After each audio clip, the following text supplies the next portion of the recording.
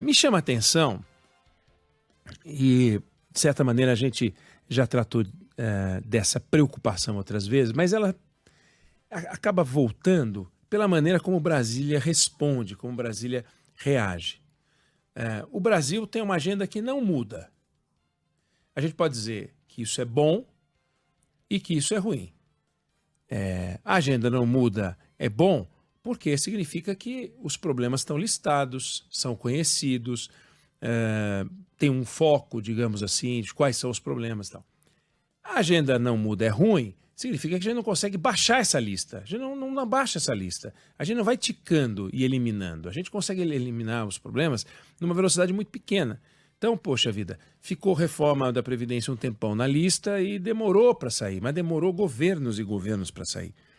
Agora a gente tem as reformas de sempre, entre as quais a mais importante delas, neste momento, que é a reforma tributária. Aí você vai olhar a lista de desafios que hoje o governo está discutindo com o Congresso Nacional, e é um conjunto de medidas provisórias, Fábio, que não são medidas provisórias que transformam o Brasil.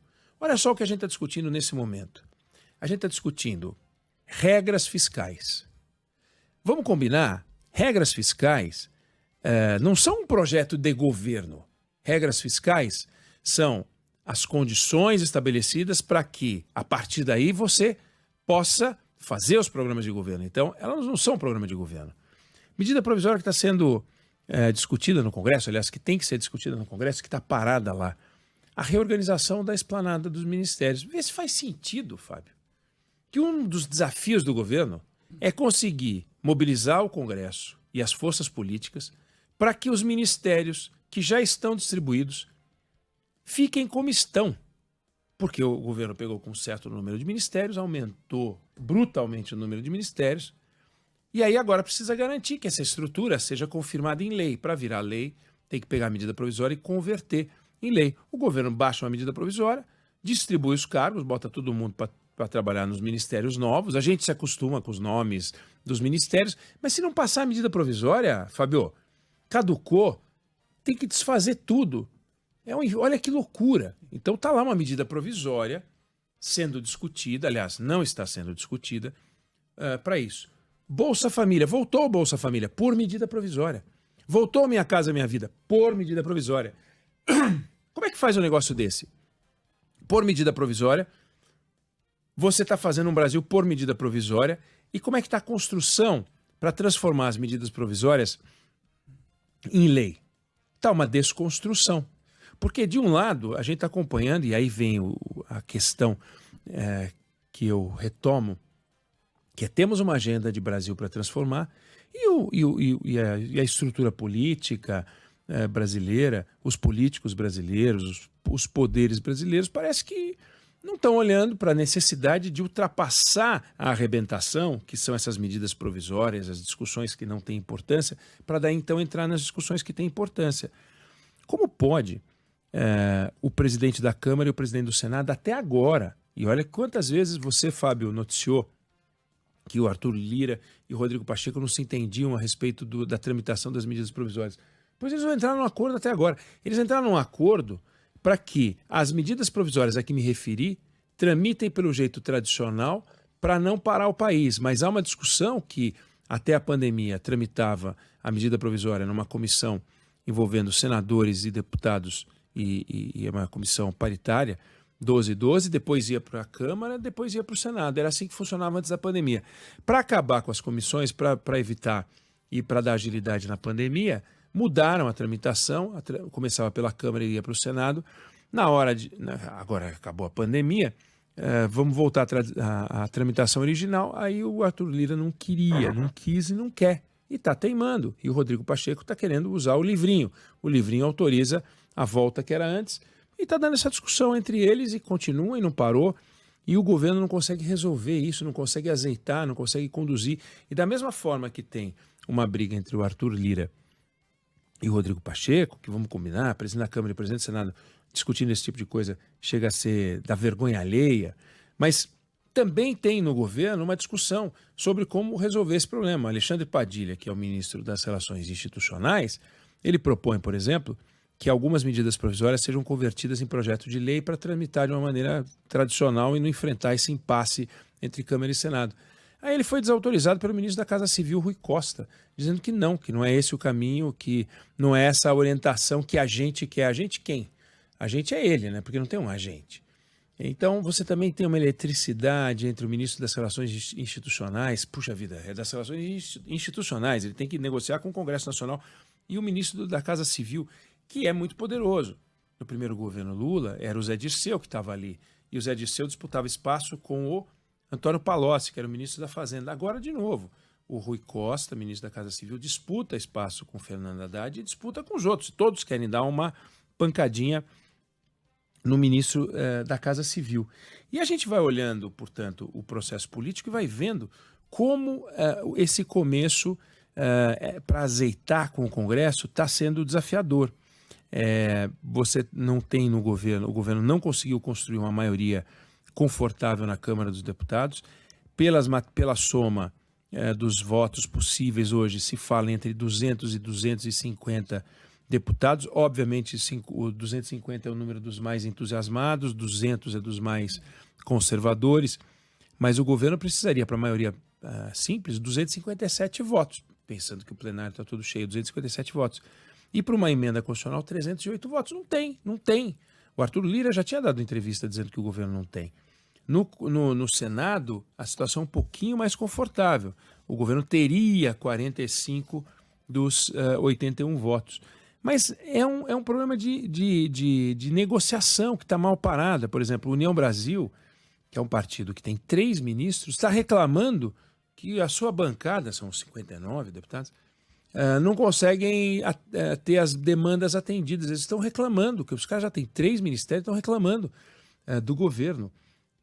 Está uma coisa muito, muito confusa e mal parada. A gente tem que superar essas dificuldades, e a gente tem que olhar para isso que eu estou falando, para a gente poder superar as dificuldades, para o Brasil andar. Tem um projeto que está tramitando, a velocidade dele a gente vai acompanhar com o tempo. O relator dele é o Aguinaldo Ribeiro, do PP da Paraíba, e ele promete apresentar o texto preliminar da reforma tributária no dia 11 de abril. Nós estamos no dia 4 de abril. Então ele promete que no dia 11 de abril ele vai apresentar. Seria na semana que vem, né? Semana que vem. Ele apresentaria o texto preliminar. Esse texto preliminar conteria aquilo que ele entende que é o consenso em torno das propostas de reforma tributária. Muito bem-vindo. Tomara que isso aconteça e que a partir da semana que vem a gente consiga discutir a reforma tributária, uma coisa mais concreta, porque esse tipo de discussão que a gente está fazendo agora é uma discussão que chega a ser triste, chega a ser desanimadora. O que interessa é a reforma tributária, são essas transformações. Regra fiscal e essas outras que eu estou falando, a estrutura da esplanada, isso não tem importância, tem que existir, mas é uma coisa muito, muito frágil. E a gente vê que hoje no Congresso existe uma luta pelo poder individual, que é o Arthur Lira, travando uma batalha contra o Rodrigo Pacheco, travando inclusive uma batalha contra um grupo de partidos que montou um bloco, né, o MDB, o PSD, o PSC, o Podemos e o Republicanos, que montaram um bloco de 142 deputados para dar uma ferrada no centrão do Arthur Lira. Inclusive o Republicanos era do centrão e sai do centrão, fica só o PP e o PL. E o PP do Arthur Lira, sentindo que perdeu o poder, e aí por isso que eu digo que é a luta pelo poder individual, ele está tendo conversas com a União Brasil, com o PSDB, com PSB, até com o PDT. Ele está conversando, ele está achando que dá para formar um bloco com mais de 160 deputados, ou seja, ele ultrapassaria esse outro blocão. E aí o PL ficaria isolado, o Partido do Presidente da República ficaria isolado. Então tem uma luta pelo poder individual e também pelo poder coletivo, porque a hora que você pega e monta um bloco, MDB, PSD, PSC, Podemos e Republicanos, você tem 142 deputados, você passa a ter um poder coletivo para apresentar suas propostas, para você poder fazer tramitar as emendas, e lamentavelmente é a única coisa que realmente está andando, são as emendas, né? E que é uma coisa triste, as tais emendas, que eram as emendas secretas, em 2019, Fábio, 600 milhões de reais era o valor das emendas. Na previsão orçamentária de 2023 são 6,7 bi. Quer dizer, aumentou 11 vezes o volume de dinheiro para emendas.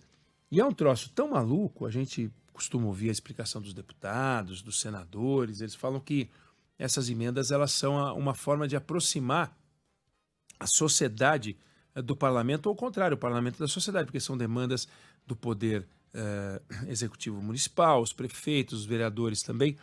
Mas quando você vai olhar, isso existe na OCDE, de alguma maneira, um pedaço do orçamento que é tocado pelo legislativo. Existe nos Estados Unidos, existe no Brasil.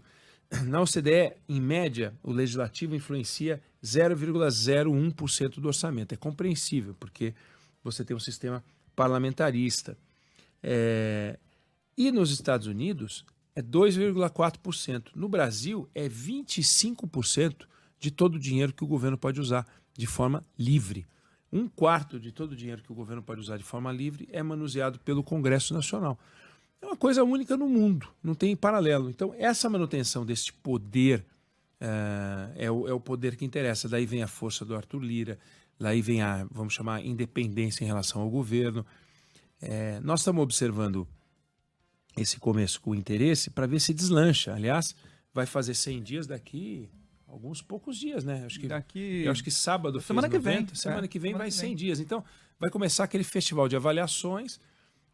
O governo vai listar uma série de, entre aspas, conquistas, vai dizer, retomamos o programa de construção de casa própria, que não parou, retomamos o Bolsa Família, que não parou, e vai apresentar um monte de coisa, obras de infraestrutura que também não pararam, porque se tivessem parado eles não iam conseguir inaugurar. Vão anunciar coisas para todos os lados. Mas o fato é que o governo sabe, o Congresso sabe, e você precisa saber que as coisas estão emperradas. Não estão andando do jeito que o governo diz que andam. Não estão andando. Grandes projetos. Cadê o projeto transformador desse governo? O que esse governo pretende realmente? Qual é o novo Brasil que está na cabeça do presidente, que está na cabeça dos principais ministros? Um projeto como aquele Voa Brasil, do ministro dos Portos e Aeroportos, o Márcio França, um projeto que arruma 4, 5 vagas de poltrona em avião para as pessoas mais velhas ou funcionários públicos viajarem por um preço menor, alguns poucos viajarem. Então, tem muito truque, muito marketing, mas por enquanto o governo ainda não começou para valer. Mas para esse começo de governo poder rodar melhor, essa construção política no Congresso Nacional precisa avançar, precisa ser azeitada. E é isso que a gente está acompanhando. Eu não sei se você concorda, esse é o meu ponto de vista sobre esse assunto.